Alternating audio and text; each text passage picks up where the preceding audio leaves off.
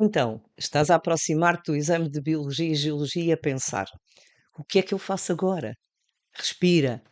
Hoje vamos simplificar isto. Hoje vamos falar de algo essencial para quem se está a preparar para o exame. Vou mostrar-te alguns aspectos do exame e, em particular, do que o exame espera de ti. E vou dar-te algumas dicas sobre como podes usar os documentos, as pistas e até as perguntas mais longas para mostrares aquilo que sabes. O estudo pelos manuais e por resumos corretos é importante, em particular quando entendes a lógica do exame e consegues usar esses materiais de forma mais focada e eficaz.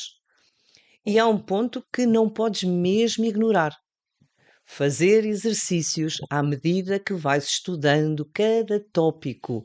É imperativo. Não é só no fim, é no momento certo, quando a matéria ainda está fresca, que consolidamos o que aprendemos e percebemos como aplicar tudo em contexto de prova. Vamos lá descomplicar um pouco tudo isto do exame juntos. O exame avalia principalmente compreensão. O exame não quer frases decoradas, quer perceber se consegue explicar processos, relacionar ideias e interpretar dados. Eu tenho aqui uma dica prática. Sempre que estudares um tema, tenta completar a frase. Isto acontece porque, se não consegues, provavelmente ainda não dominaste o mecanismo e precisas de voltar atrás. O exame tem muitas perguntas com documentos. O exame usa gráficos, tabelas, esquemas, mapas geológicos, sismogramas e tu tens de os usar nas respostas. E aqui vai uma dica prática. Antes de leres a pergunta, analisa o documento todo e identifica a orientação, por exemplo, se for um mapa, se for um gráfico, quais são as variáveis apresentadas, qual é a escala e, em particular, se é a mesma escala em todos os gráficos. O que aumenta, o que diminui, padrões, valores extremos, tanto em tabelas como em gráficos. E não te esqueças de ler as legendas. Depois, sim, lê o que te pedem. Isto evita erros e ajuda a usar o documento a teu favor. No exame há também perguntas que assustam todos, misturam conteúdos. Mas isto não é para te assustar. Se sabes os conteúdos, portanto és capaz de os juntar. Começa sempre por identificar os conteúdos em questão. O exame gosta, por exemplo, de cruzar ideias. Fotossíntese com fatores limitantes, placas tectónicas com sismos, DNA com síntese proteica. E aqui vai um exemplo do DNA com a síntese proteica.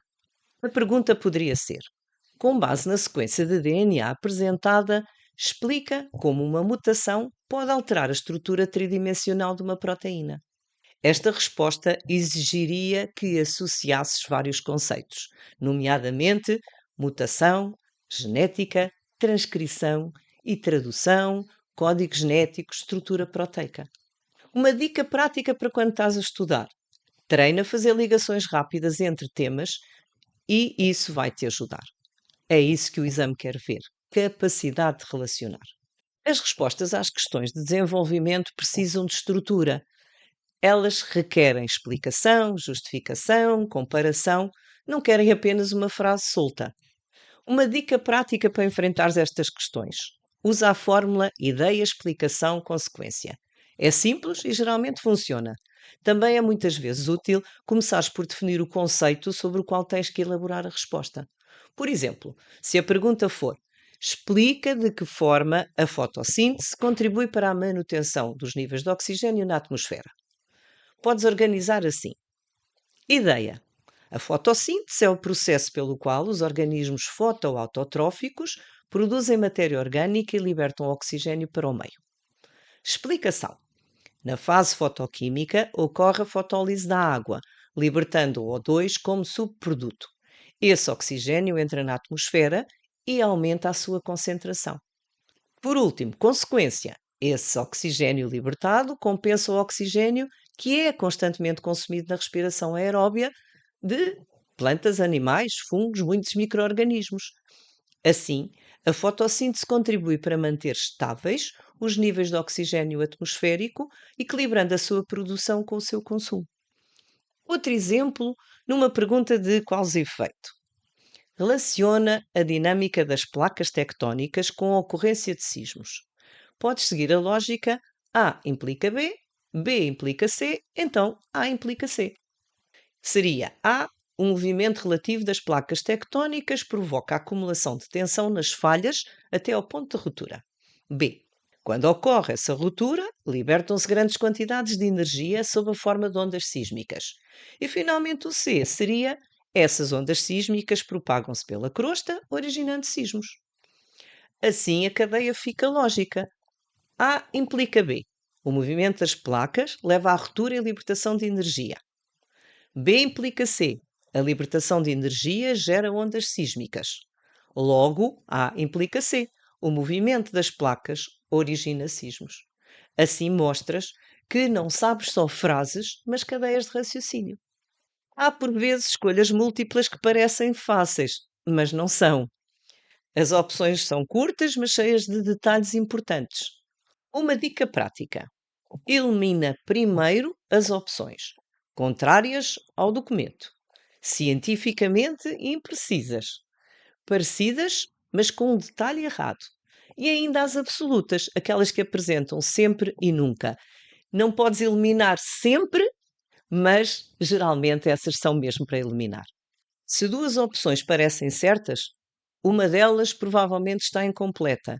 Ou então é a ti que te falta alguma informação importante em que não reparaste e que está no documento apresentado. Por isso, nesta situação, volta sempre atrás ao documento para tentares encontrar a informação que te passou despercebida. Este exame recompensa de certa forma quem pensa devagar. Não é um exame para correr, é um exame para pensar. Uma dica prática: em cada pergunta, sublinha a palavra-chave, identifica o tema, vê o que o documento mostra, responde ao que efetivamente é pedido, confirma se justificaste quando isso também te era pedido. Este ritual evita erros por impulso. O que não esperar do exame? Não vais geralmente encontrar perguntas de pura memorização, nem respostas de uma palavra só, nem definições soltas. O exame é coerente e segue padrões. Uma dica prática: se a tua resposta parece uma definição do manual, está provavelmente incompleta. O exame quer aplicação e não decoração.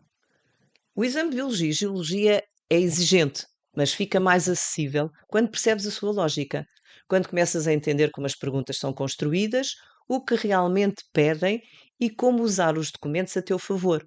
Tudo se torna mais claro e menos pesado. Não se trata de decorar tudo, mas de treinar a forma como pensas, explicas e aplicas aquilo que aprendeste. E isso constrói-se com prática e com calma, passo a passo. E há ainda um último passo que faz uma diferença enorme na preparação: resolver exames completos de anos anteriores em condições semelhantes às do dia da prova. Sentas-te numa mesa, marcas o tempo e resolves o exame do início ao fim. Isso ajuda-te a treinar o ritmo, ajuda-te a gerir o tempo e ainda a aumentar a resistência mental, enquanto consolidas conhecimentos e percebes onde ainda precisas de reforçar. Cada exame feito assim aproxima-te um pouco mais da confiança que queres sentir no dia verdadeiro. Antes de terminarmos, quero deixar-te diretamente uma mensagem sobre o Exame Nacional. Olha, o exame não é um bicho-papão, nem um monstro que vem para te destruir. Encara esta prova com algum desportivismo. Pensa nisto como a final de um campeonato, ou aquela corrida para a qual andas a treinar há meses. Tu passaste o ano inteiro a preparar-te, a fazer exercícios, a errar e a aprender com os erros. O dia do exame é apenas o dia de entrares em campo e dares o teu melhor com as táticas que aprendeste. No desporto, há dias muito bons e dias mais difíceis, mas o que realmente conta é a atitude com que enfrentas o desafio. Cabeça erguida, com fair play e sabendo que o teu valor real nunca se vai resumir a uma nota numa folha de papel. Entra na sala com calma, encara a prova como o jogo final do teu treino e joga para ganhar, mas sem medo de falhar. Espero-te num dos próximos episódios do podcast BioGeo Passo a Passo.